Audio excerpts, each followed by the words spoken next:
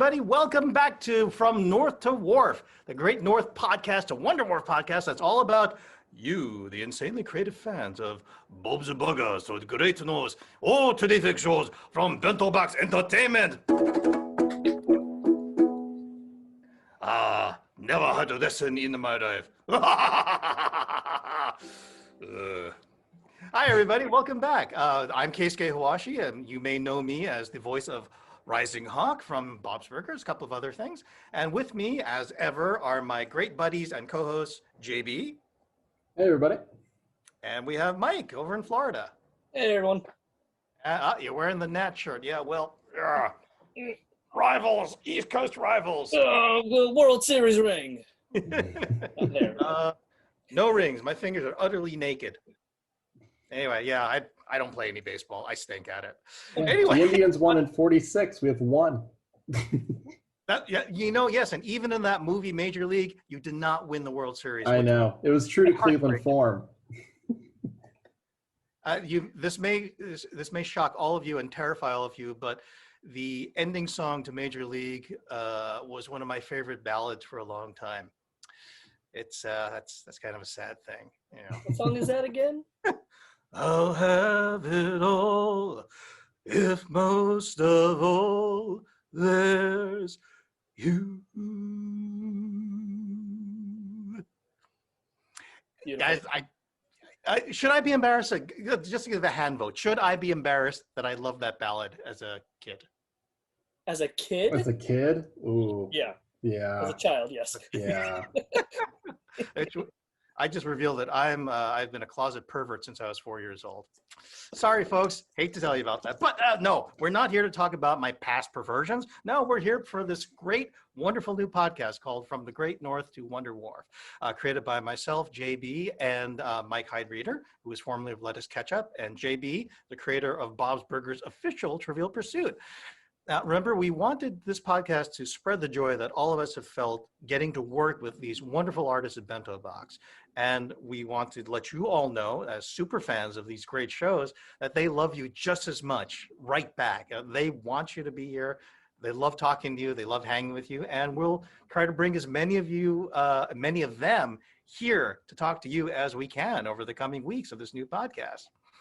Now, I've wasted so much time talking about my past perversion, so let's get right on to the big major news. Mike, would you like to share the tiny little tidbit of news that we have? Yeah, something little, not so much bento news, but North to Wharf news. We are now officially an audio podcast, just as much as a video podcast. Ding. Yes, truly, that puts us on the exact same professional level as The Daily from the New York Times, or from Conan O'Brien Needs a Friend from Earwolf, or Billy the Wonder Poodle's very sexy perverted poodle podcast on jetlag.com, I think it is. Anyway, so we're official. So, Mike, thank you very much for getting set up for that. Yeah, very equal. Us and Joe Rogan, we're the same. Now, I do want to let everyone know, while we are an audio podcast, right now we are just on soundcloud.com/From North to Wharf. We're still waiting on approval for Apple Podcasts and Spotify. But until then, you can find us at SoundCloud. All the links will be on our social media pages. And once we are approved for the other streaming platforms, we'll let everyone know. Mm-hmm. Also, this podcast is limited. It'll be 2 episodes at a time. The podcast will be up, and each week an episode will get bumped off for a new episode. The YouTube channel will still remain the same, but the podcasts are limited for the time being. Cool. Thanks, man.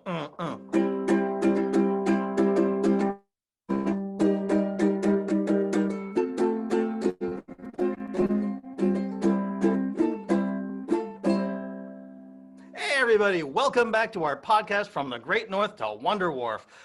In rehearsal, I said this was Lettuce Ketchup because I love Lettuce Ketchup, the old podcast. But nay, this is in rehearsal. We're live. This is the real thing, folks. On back to our second segment, which we consider the heart of our very podcast, and that is the special big fan interview. And for that, let's switch it over to the interviewer himself, JB House. All right, everybody, we're going to be playing the second half of the first interview we ever had with Christy Edgar over at Pen to Paper Studios. We cut it to fit our first episode, but she was such a good participant and had so many good answers and just funny stories to tell that we just thought we had to at least share the second half. It was like, it would be a disservice to this fan if we didn't do that. So without further ado, please enjoy the rest of Christy's interview. What was your first piece you created that was Bob's related? Was it like Tina's Butt Loose, or was it something small, or was it something grand and big at the beginning, or? So it actually started off, somebody had, it was like from, I think maybe season 1 or 2, it was like a picture of the family, and they're all like looking very noble. Like Gene has like ketchup and mustard, and Bob has like his spatula held up high, and they wanted that to be created in art. And I was like, yeah, okay, I'll make that. And so I made that for them, and I was like, I did it exactly in the same style as Bob's Burgers because that's what they wanted. And I was like, man, I really want to make this like in my style. And so I did. And that happened to also be the year that they had the fan art episode. So it was very like, oh, that timed out really nicely. But it was the whole family. And then I redid it again with Gina's beef squatch because I love that episode as well. Yeah. And I just thought it would be fun to make it.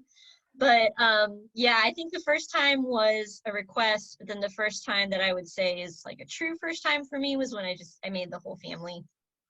And then it took off. So Very cool. yeah. And then what's it like, because I know this year you were doing this I guess backpedal here. Like you were doing, last year you were doing kind of like as a side business. And then now when I emailed you, you said you kind of taken this year, you're going to do, this is your job now. What's that like? Is it like Bob and Linda, like trying to figure it out? And yeah, no, 100%. So it's really weird because I haven't not had a job, like you have to be here at a certain amount of time kind of job since I was like 15. Like I've always been working. So it's weird to not have someone telling me what to do and where to be. And one of my friends who's a realtor kind of explained it as like, you don't have a bottom anymore. Like you're not guaranteed to make a certain amount of money, but you also don't have a ceiling. So you can, take this as far as you're willing to take it. So I guess in that aspect, it's both exhilarating and terrifying. But I mean, it's exciting, and I get to stay home with my son, which is awesome because he's at like this amazing age where like everything is hilarious, and he's super fun to be around. But I'm trying to figure out a schedule for myself because I'm a little OCD, but it's getting there. And I think that's the hardest part probably, is just getting any type of structure, especially with a kid. It's always hard. Yeah, he's pretty he doesn't like to wear pants a lot, so he's a Gene. Yeah, he's just like, this is me now. And he runs I'm away. doing my thing. Yeah. So when he gets to the age that he's able to use scissors, is he going to be an assistant cutter? Oh my God, yes. Paper? 100%. Yeah, I am so excited for him to start school and have like class projects. Like he's gonna have the best projects that I'm not going to do 100% for him, but will probably assist with in some way. I was gonna say, are you gonna be Linda and be like, here's your Native American mask I made you? Pass. And where do you see yourself art-wise if everything keeps going well? Where would you like to see yourself in like a year to 3 years from now? Man, I don't know. I don't usually think that far ahead. I'd like to have a pretty, I guess, consistent schedule for myself and kind of pretty consistent clients. And I mean, I don't even, I guess, mind quite as much being, I mean, I love when, people notice what I do and things like that, but it's more like I like the opportunity to make things for people.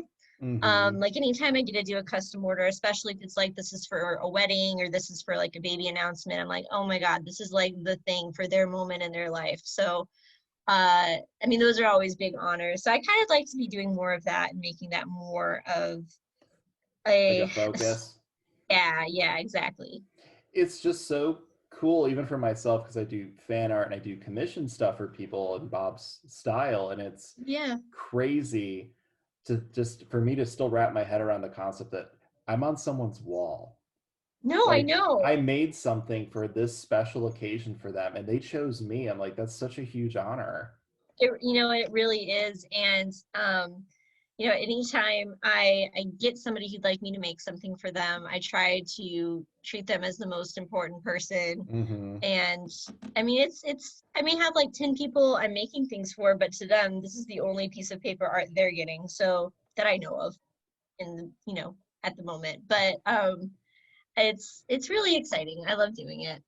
And that's the important part. I think Yeah. if the Bob's people would tell fans anything, they do it because they love doing it. Oh yeah. No, I can't imagine, it not being fun to work on that show. Like everybody involved. It's just you can't have that kind of chemistry and not be having a good time. Mm-hmm. That's why I really want to see a table read. I've heard it's just all over the place, but it's like really good, and it's just so Hmm. much of creative processes and them just kind of doing their own thing, but reading the lines and adding things Yeah. here and there. It's got Well, to be and great. I've always kind of wanted to know like how much of the script is written versus how much of it's like and then animated versus Mm-hmm. like them reading it and be like, oh, we got to add that in. That was hilarious. Oh yeah. And I'm curious about that as well. Because I think there Yeah. might be a lot of like, we're sending this back to get reanimated kind of thing. Oh, sure. Sure. Absolutely. What would you want to say to someone who's like a young artist, like just starting off, like to get it, like kind of figure their style out? What would you say to that person if it was you looking back kind of thing? Um, hmm, that's a good question. I'd probably say the same thing that I have talked to like my students about. Um, I always seem to like every year. I had taught for 12 years before I kind of stepped back a little bit, but I always seem to find like the like quirky artists in the group, and we'd always do art exchanges in whatever medium that they did. Oh, I would very make a paper cool. thing for them. So there was a couple, one of them who actually now goes to UCLA, and she's trying to work for Pixar. She would make things out of clay. Ooh, very And cool. yeah, so she would make clay things for me and I would make, we'd probably exchange like 15 to 20 different things. Um, but anyway, she's probably somebody that I wish I had someone, because it's gonna sound so egotistical. I wish I had somebody like me, sort of, that would be interested in wanting to foster that kind of art with somebody in a way that's not dependent on anything that really matters, like just making it for fun. And I think that's kind of like the core of doing art. Like that was kind of the scariest thing for me doing this as a job. I was like, well, I Mm-hmm. like making things for fun and I like making things for my friends. And when it's like your livelihood depends on it, then it's like, oh, well, that was fun. So if you can like marry the two successfully and just keep doing things because it makes you happy, or you get happy because you give it to somebody and that makes them happy. Like I think just that Mm-hmm. core element of joy is the most important thing in art. And it's okay to take a step back and be like creatively burnt out for a while. And that doesn't mean that you're not a good artist, and that doesn't mean that you're not successful. Like I'm sure athletes get burnt out Oh too. yeah. Mm-hmm. So I think your creativity can have its limits, and to take a break is totally okay, and then come back to it. But just keep making stuff. I would agree with that. It's all about kind of finding that balance, and it's really important Yeah, to like when it starts to become something you dread doing, take a yeah. step back and draw something for yourself. Just Hmm. go back to doodling for a week or so and get yourself kind of back on track. Absolutely, 100%. I completely agree. And for this part, I'd like to let you kind of talk a little bit about some projects that you're working on and kind of like, I guess, promote a little bit yourself. We're okay with that. Okay.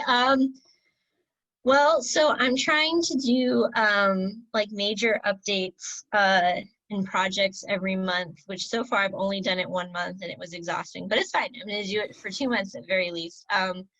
But next month on March 8th is when I'm gonna have my next big, like, I guess, shop update, where I'm gonna have I designed 53 different designs of iconic women for International Women's Day. 28 of them are real women who actually existed, and then the other 25 are fictional women. And I'm really excited about it because this has actually been a project that I did back in 2017, and so then I decided to redo it now, and kind of, since my style has improved and my skills have improved, so I'm like, I'm going to do it again now that I can 100% focus on it. So that's happening March 8th, and I'm really excited because I've never made this many characters for a update like this before. So that's my biggest project, I guess, right now. And then after that, I don't know. I'm probably gonna need to sleep for like a week. I mean, 53 is nothing to like just be like, oh, that was simple. I mean, 53 is a lot.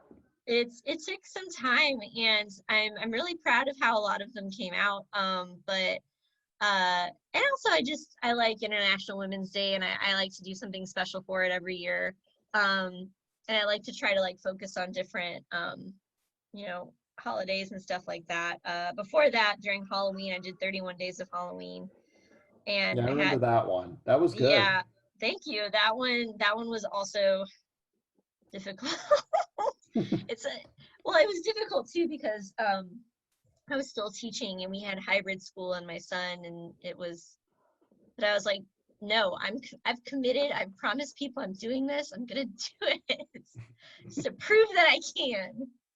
But after that, I don't know. We'll see what comes up. I don't know. I usually get into this like weird slump after I finish like a big project. It's like, well, I don't know what to do now. Like, It's always like what to do next. Like I have a ton of yeah. different fan arts or kind of like just meshing things together in my Mhm. head and like on my bulletin board, but Mhm. then I'm like, oh, but then I have this new one I want to do, and it's like if I just had enough time, I'm sure I could Oh do my more of gosh. these. So when you do fan art, I'm sorry to ask Hmm. you a question, but No, go I'm ahead. genuinely interested. So do you do it in like a bunch of different styles, or do you mainly focus on just like the Bob's Burger style? I've done a lot of different ones. I've done Okay. Simpsons family portraits for my neighbor because they're huge Simpsons fans. I've done I some love Rick and those. Morty stuff, Gravity Cool. Falls, all those kind of different shows, Oh regular my gosh. show. So That's like for my me, it's repertoire of favorite shows, by the way. mhm. And like I would love to do one of Gumball. I think that'd be fun to do. Oh And yeah. just like I love all cartoons for the most part. Yeah. Chowder and all that stuff, Ed, Edd and Eddie. I grew up on cartoons. Oh yeah. So for me, just drawing it in any kind of style can be fun. That's So I'm awesome. open to whatever. But Bob's has just been kind of fun because the fans are always like they love Hmm. it. So for me, Oh and it's yeah. like something fun that I can do because I can picture like my Akira Louise. I'm like, she would totally be an Akira and Oh be my in this gosh. biker gang. And I made her green machine into like a motorcycle. And I was like, this is just fun. I love that. That's amazing. And it was just like a blast to do. And it's just Yeah. fun to come up with that stuff. Absolutely. And you know that there's people that are on the same wavelength as you that are going to just love it. I love Exactly. that. That's Hmm. awesome. We're still on the same like nerd wavelength and it works Yeah, great. absolutely. It's funny because I know, Bob's Burgers has a pretty big fan base, but it's not, the biggest fan base in the entire world, but those fans they're so loyal and they love it. And it's just, it's like Firefly kind of fans where it's like, there's not that many of them. I mean, there's a good amount, but not a huge amount, but in the end, they're loyal. Those are my Yeah, favorite they fans. are. And I know they've talked about rebooting that show, and I don't know if everyone's going to be on board with that. No, they had their window of time. They missed it. Just let it be what it is and appreciate and love the one season and move on. Exactly. Kind of like Freaks and Geeks. Oh yeah, no, that had its time to shine. And it's also like so representational of like a moment in history too. Like you can't do a show like Freaks and Geeks today and have the same like raw 90s power that it had. Exactly. No, I agree But 100%. Sometimes it's good just for it to do its thing. It had its time. It's good where it is. It doesn't need anything else. absolutely. Like when they try to do all those like reboots or like remakes of movies just for the nostalgia factor. I'm like, no, you can't redo that. It was perfect where it was. It's fine. Mm-hmm. It's fine. And where can people find your art? Where can they Uh, see it? Where's the best place to get a hold of you? That kind of stuff. Sure. So I'm mostly active on Instagram, which my handle is From Pen to Paper Studio, which I know it's really long, but all the other ones at the time were taken, so that's the They one I always was are. stuck with. I was like, oh, okay, fine. And if they want to get a hold of me, they can send me a message. They can send me an email. I also have an Etsy, which is just From Pen to Paper. And that's going to be updated on, again, like March 8th. And then sometimes on Twitter, but I don't actually even know my Twitter handles, to be honest. I'm never on Twitter, Mm-hmm. except for when I make something Bob's Burgers, so I can tag them. But other than that, I'm Exactly. not really.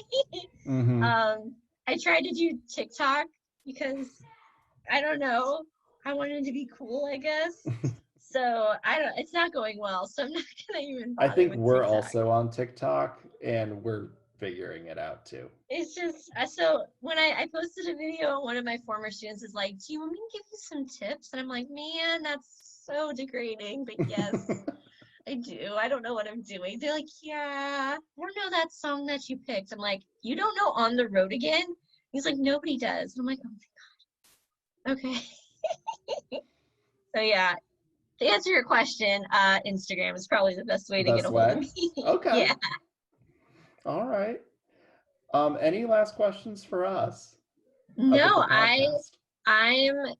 I'm so excited to have had this opportunity and to talk to you. I love talking to like-minded people about shows that, we're both passionate about. I love it. It's my favorite thing.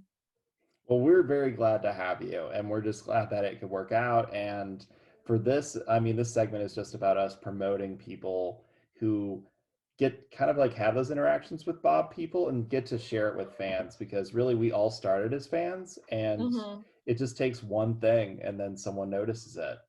Mm-hmm. And then it's kind of like your day in the light. It's kind of awesome. It really is. It's like I've never done drugs, but I imagine it's like what drugs are like. Mm-hmm. That's what Maybe. I basically thought of it as too. I was like, I wow, was this like, is what it's I like. don't need drugs. I have Twitter and Lauren. It's fine. It's like then we'll have this like support group. I know. It's People are like been tapping their veins, like, I just need another tweet. That's all I need. it's been 31 days since Lauren went off of Twitter. Oh my God, that'll be a dark day. Oh.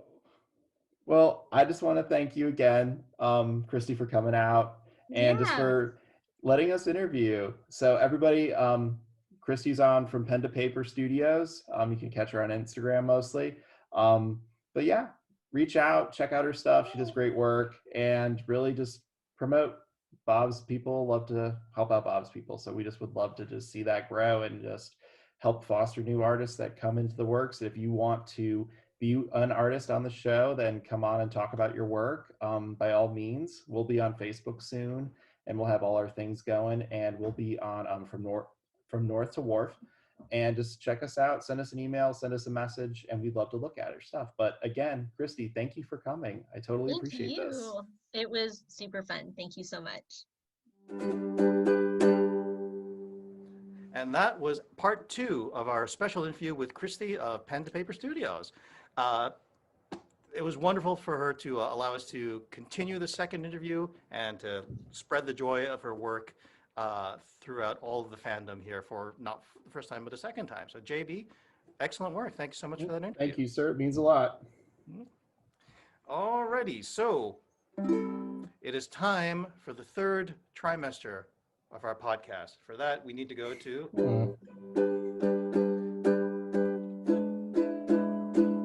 having the time of your life.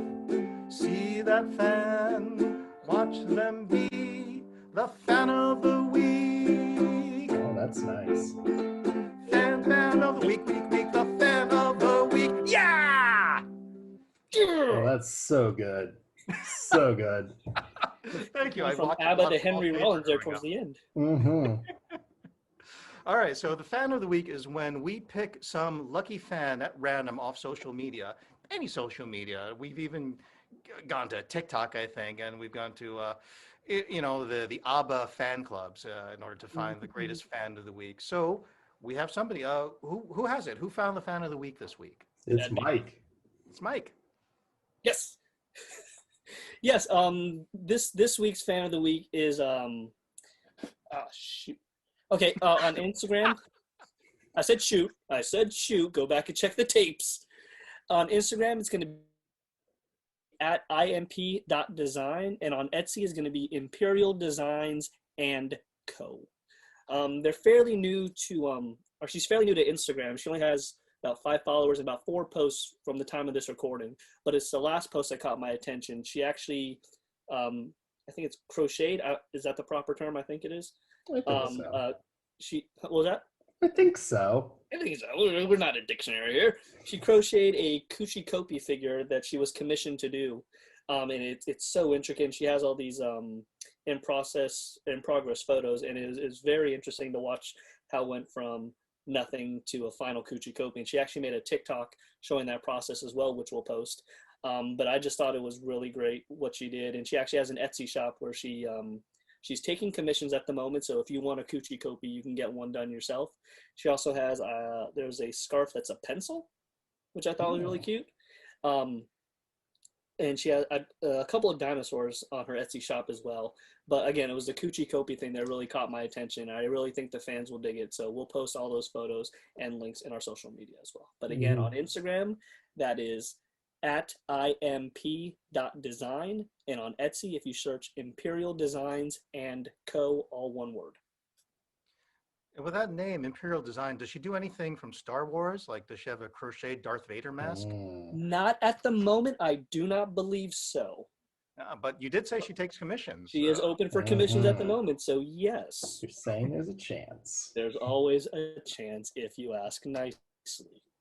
This means that not only do I have to get the Etsy commission for the Darth Vader mask, I need to actually buy a Darth Vader mask to put the crocheted Darth Vader mask over. You get like a cozy 4-year Darth Vader mask. It's for like the Hoth base, so it keeps you warm. Yes. What are those things they used to put on the tissue boxes? Oh, God. Tissue box cover? Yeah, I think they just call them cozies. Cozies? Yeah, we need to get I one. feel like for that's a Darth Vader. grandmother I think it'd thing. be Perfect. But yeah, Yeah, I was just thinking that needs to be matched with a Ruth Bader Ginsburg outfit. You know, the doily collar. Darth Oh, Vader see, that would be a crochet. classy tissue box. I'm glad you mentioned it. She has she did a Bernie Sanders little figure as well, sitting in his chair with his gloves and his little jacket. So yeah, again, check that out on Instagram at imp.design or Etsy, Imperial Designs and Co., all one word. And that was fan of the week.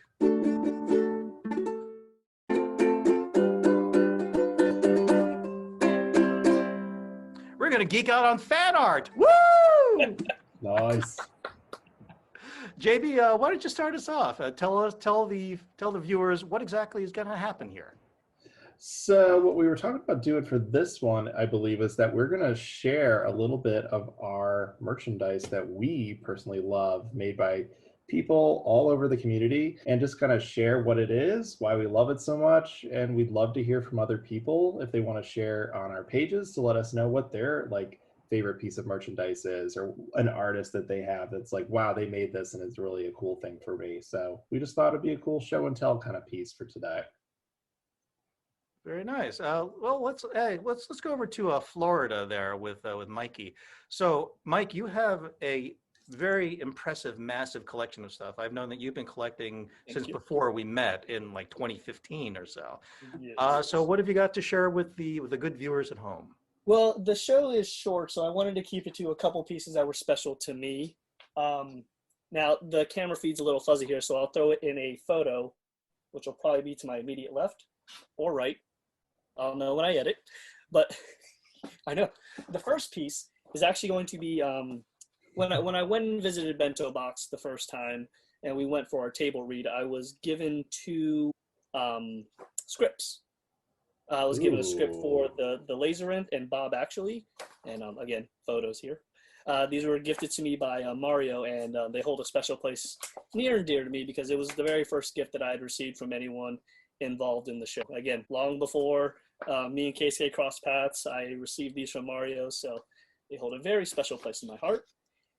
And then the other piece that I wanted to show off, again, let me switch the photo over. All right. There we go. Is actually a cast signed photo. Again, when I visited Bento Box Studios, they took us on a tour. They showed us around, and at the end, we were each gifted a signed cast photo. So it's got the family lineup here, and it's got the signature from Kristen, H. John, John Roberts, Dan Mintz, Larry Murphy's in there as well. So that also holds a near and dear place in my heart too, because I mean, it's a cast signed photo from them from my first visit there. So Those are really hard to get, actually. Yeah. I've gone to the studio quite often, and they just don't have them anymore. The cast is never in the same building at the same time anymore. yeah, now that half of them record in New York, I would suppose it is. Yeah. Oh. So yeah, keep that. That's going to be worth like $25 one day. Oh, I will never sell this. It is near and dear to my heart. Cool. Thanks a lot, Mikey. And let's move halfway across the country now to JB in Ohio. Is that correct? That is correctly how you'd say it, yes. I knew how to say Ohio. Always Go perfectly on. said. So for me, I've just got 3 pieces here and nothing. Well, I can't say it's not as cool. They each have it's all sentimental. So this one here that we'll show, that I'll send a picture of, is my Funko Pop figure. It's Teddy. I got him from my tour at the studio when we were showcasing the trivia game. It basically was just kind of like pick something out of like their big room of stuff, and there was Teddy. I was like, I love Teddy. So I went and grabbed it, and I found out he's actually worth quite a bit of money. I'll never sell him, but Teddy's worth some money. They all are. They've all been discontinued. Discontinued. Yep. I only have, I think, 10 of them. I'm missing some other ones, but eventually I'll get around to getting them all.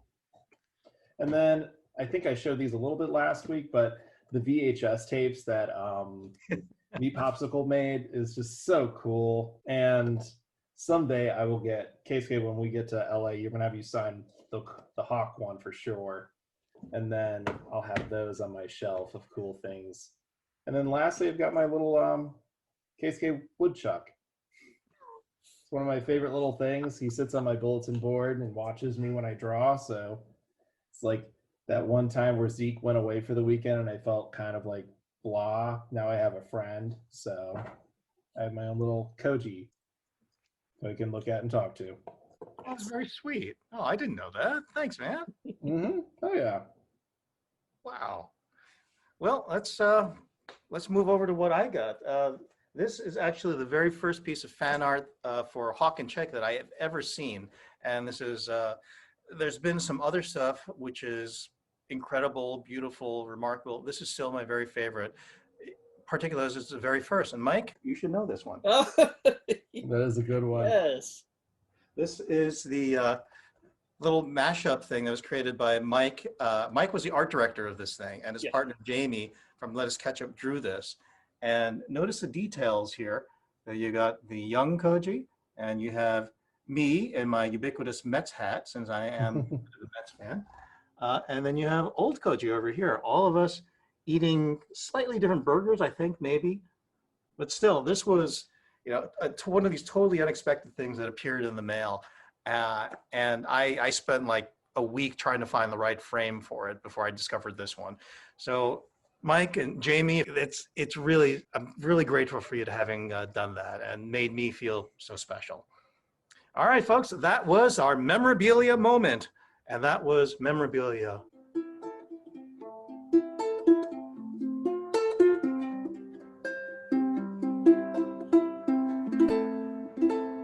Memorabilia.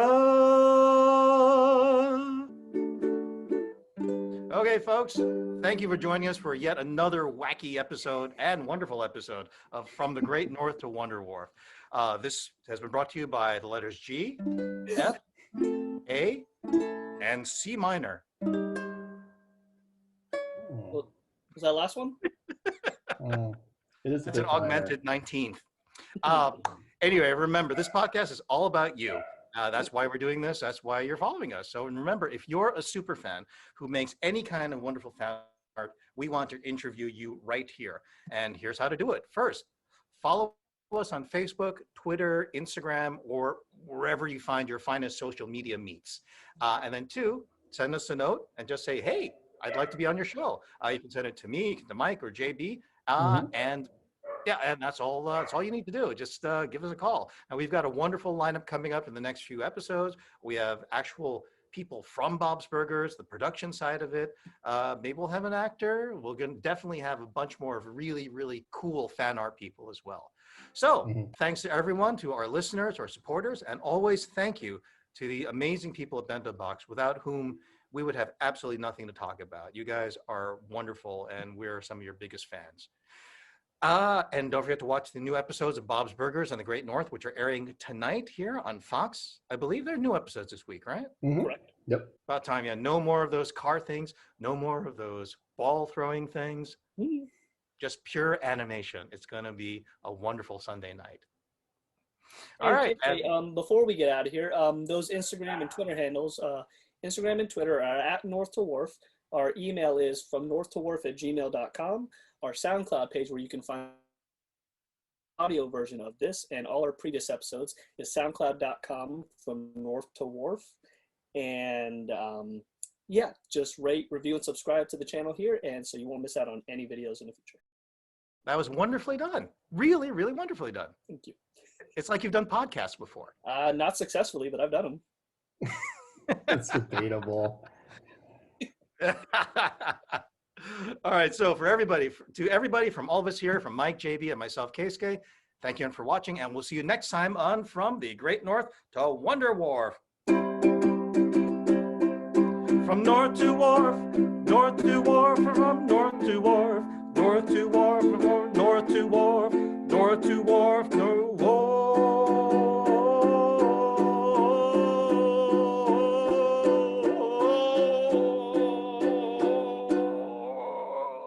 North to Wharf.